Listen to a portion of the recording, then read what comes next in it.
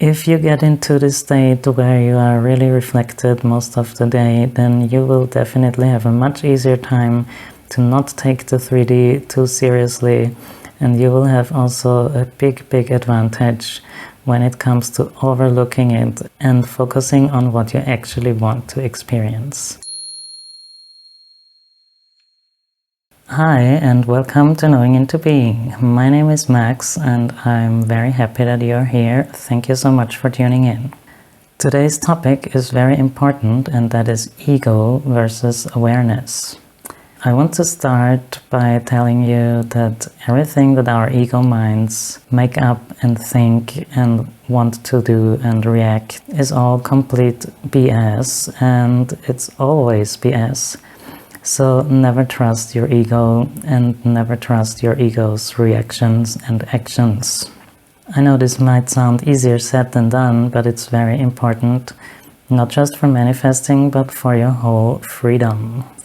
If you let go of your ego's thoughts and your ego's urge to react, then you will feel much better and you will have absolute freedom in your whole life.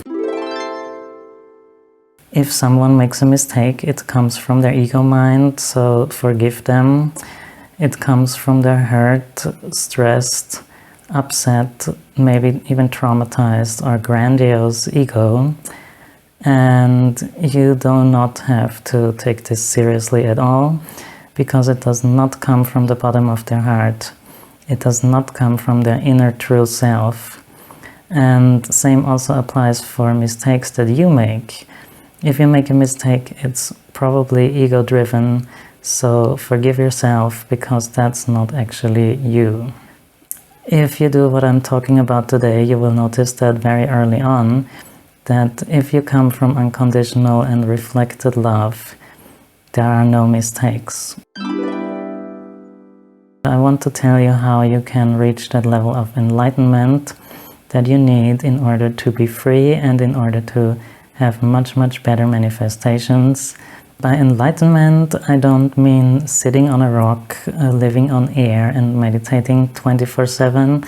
I mean to walk through your normal everyday life and have clarity over your thoughts, at least like 90% of the time.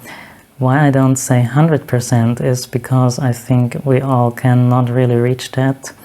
I can also not reach it. The ego takes over quite easily when we are distracted. But after every ego reaction and every ego thought and ego action, if you go back and reflect about it, you will become aware of what triggers your ego reactions and how you can avoid that in the future. So how is this related to manifesting? It is very related to manifesting, because once you have clarity over your thoughts for the majority of the day, you will see that it will be much easier to focus on what you actually want, and that will bring you much better and effortless manifestations. So I really highly recommend to do all these things that I will mention later on in this video, so you will have a much easier time manifesting and also a much easier life overall. Enlightenment is not attained once and then kept forever. It is a moment-to-moment thing that you should always aim for. You should always aim for clarity, for reflection, and for unconditional love.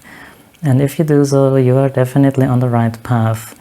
Even if it's just for a few moments at the beginning of this process, but you can extend that for longer and longer periods of time. And over the time, you will be so good at it that you stay in this amazing state most of the day with very high vibration and with a very magnetic manifesting power. And you will not dig yourself deeper into any unwanted holes. So this is also very good in any area of your life. It's not just about manifestation, it's about freedom and peace in your mind. Sometimes it's very easy to reflect even during some activity or a conversation, but sometimes it's a little bit more difficult and takes more than just a few milliseconds. So whenever you can, think before you think, reflect before you act. And even if it takes a little bit longer, don't worry, you don't have to respond to everything immediately. And you can get the time that you need to reflect before you act. So why I know this, that's because of my job. I work with a lot of traumatized people. In private, I am also surrounded by a lot of ego-driven people that are very, very reactive and that behave in kind of crazy ways sometimes. And if I see through that, and if I see that this is just their ego playing out and it's not actually them, then I can forgive them very easily. I can also just ignore the 3D much easier. If you get into the state where you are really reflected most of the day, then you will definitely have a much easier time to not take the 3D too seriously, and you will have also a big advantage when it comes to overlooking it and focusing on what you actually want to experience. When I realized that dropping the ego is the key for everything in life, it's the key for freedom, it's the key for amazing manifestations, it's the key to everything, then my life changed dramatically. I manifested a lot of amazing things and it was completely effortless. Plus, I got more and more relaxed and I just feel so good overall. It's even hard to describe. Another reason why I know all of this is, trust me, I have been there, I've done all of that. I did upset ego stuff, I did ego arguments, I did ego texting, ego hurt, ego drama, ego everything.